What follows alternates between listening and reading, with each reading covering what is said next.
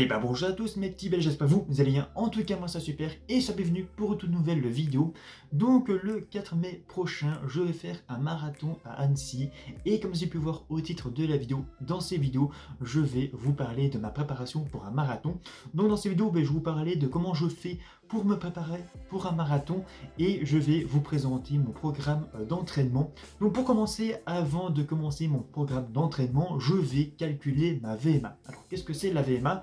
Donc c'est la vitesse maximale aérobie, donc c'est un indicateur de performance en course à pied, donc il correspond à la vitesse de course à partir de laquelle votre consommation d'oxygène maximale, donc la VO2 max, est atteinte. Calculé en km/h, c'est une allure que vous pouvez tenir durant 4 à 8 minutes selon votre niveau physique.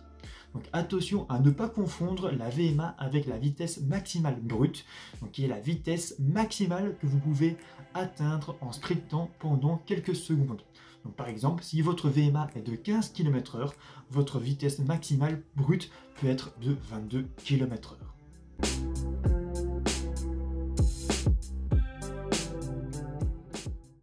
Pour calculer votre VMA, il existe deux grands types de tests de calcul de VMA. Il y a le test en continu, donc c'est un test où l'allure de course est fixe, et il y a le test par palier progressif, donc c'est un test où l'allure n'est pas fixe mais augmente progressivement.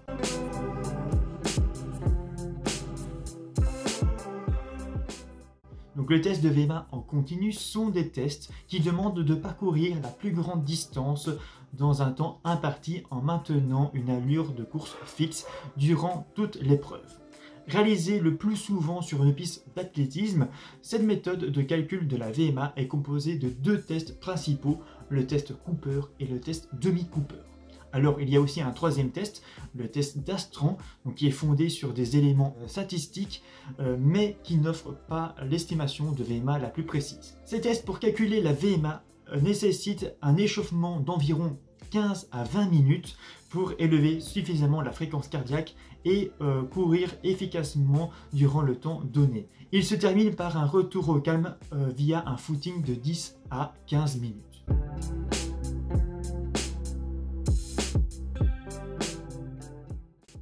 Le test Cooper est un test de VMA mis au point par un docteur américain, le docteur Kenneth Cooper, j'espère bien prononcer, consistant à parcourir la plus longue distance possible en 12 minutes sans changer d'allure de course. Créé pour l'évaluation des forces de l'armée de l'air, ce test de Cooper permet d'obtenir une estimation générale de sa VMA.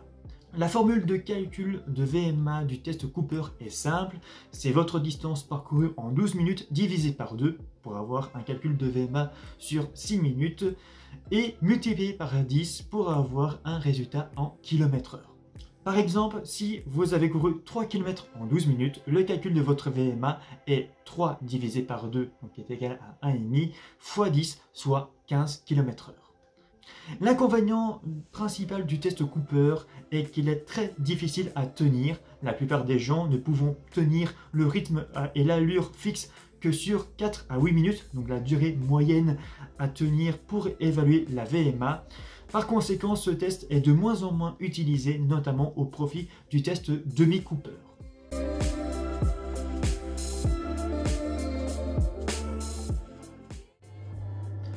Le test demi-Cooper est le test de calcul VMA le plus utilisé car court et sans besoin de matériel. Identique sur le fond au test Cooper, donc parcourir la plus grande distance possible à allure fixe sur un temps donné, il ne dure en revanche que 6 minutes, le rendant plus accessible. La formule de calcul du test VMA demi-Cooper est de même plus simple. Donc c'est votre distance en km x 10 ou votre distance en mètres divisé par 100.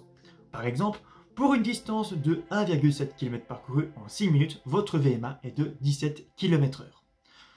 Donc par exemple, 1,7 km x 10 est égal à 17 ou 1700 mètres divisé par 100 est égal à 17. Donc ça fait 17 km/h.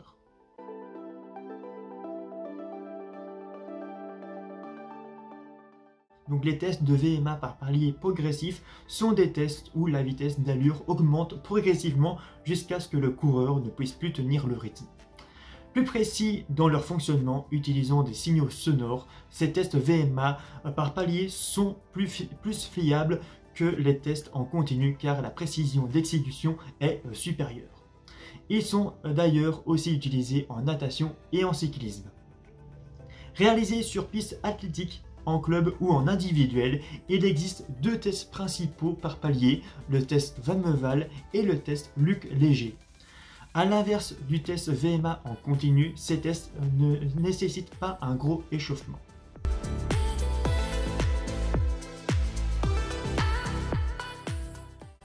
Le test Van Meuval consiste à atteindre dans un temps imparti des plots placés tous les 20 mètres sur une piste de 400 mètres à une vitesse augmentant par palier de 0,5 km/h par minute. Chaque plot doit être atteint dans le temps imparti indiqué par un signal sonore. La VMA correspond alors au dernier palier de vitesse dépassé dans les temps. Lors du test Van Meuval, vous commencez avec une allure de 8 km/h pendant 2 minutes, qui augmente ensuite de 0,5 km/h toutes les minutes. Chaque augmentation crée un nouveau palier, le palier numéro 1 commençant à une vitesse de 8,5 km/h. Pour que le test soit réussi, il faut atteindre chaque plot au moment du bip sonore, ni avant ni après.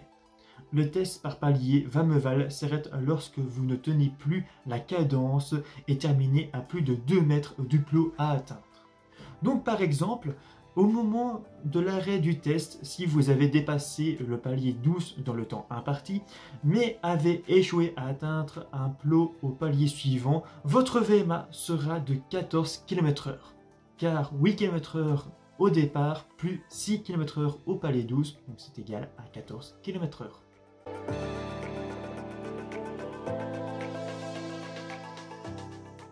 Le test Luc Léger ou test navette est un test VMA par palier progressif beaucoup plus utilisé dans les écoles. Similaire au test Van Meuval, il consiste à réaliser des allers-retours sur une distance de 20 mètres dans un temps imparti indiqué par des signaux sonores et à vitesse qui augmente progressivement, donc 0,5 km/h toutes les minutes. Alors, cependant, le test léger est plus traumatisant pour les jambes que le Van Meuval, forçant les coureurs à s'arrêter et à bloquer les jambes pour se retourner. Alors, le test VMA Luc Léger est alors plus recommandé pour les sports collectifs comme le basket par exemple. Pour les coureurs de piste ou de trail, le test Van Meuval est plus indiqué, permettant de courir sans s'arrêter. Le calcul reste également le même, la VMA correspond à la vitesse de course atteinte lors du dernier passage du plot réussi. Ainsi, si vous passez le dernier plot au palier 8, donc une vitesse de 16 km/h dans les temps, mais échouez à atteindre un plot au palier 9, donc qui est égal à 17 km/h, votre VMA sera de 16 km/h. Donc voilà pour la VMA. Donc si vous voulez en savoir plus sur la VMA, je vous mets un lien en description, donc il vous explique tout sur la VMA. Donc c'est lebaroudeur.com. Voilà, donc si vous voulez jeter un coup d'œil, ben, n'hésitez pas.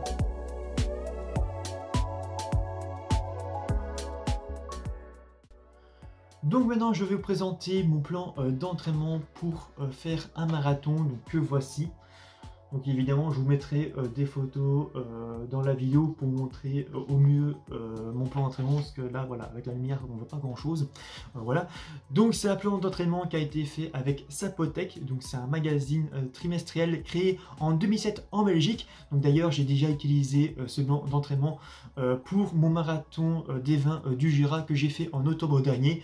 Donc pour ceux qui n'ont pas vu la vidéo, donc n'hésitez pas à aller la voir. Je vous mettrai évidemment le lien sur le petit en haut à droite, sinon le lien sera dans la description de la vidéo. Donc ce plan d'entraînement, c'est un plan que je dois faire en 12 semaines pour faire le marathon en 4h15 pour une VMA de 11 km/h. Donc dans ce plan d'entraînement, il y a des séances d'endurance à 70% de la VMA, donc que je dois faire en 10 km/h.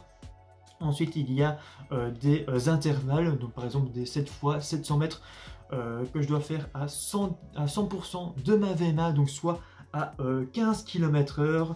Ensuite, il y a des séances de fractionné que je dois faire à 110% de ma VMA, donc à 16 km/h.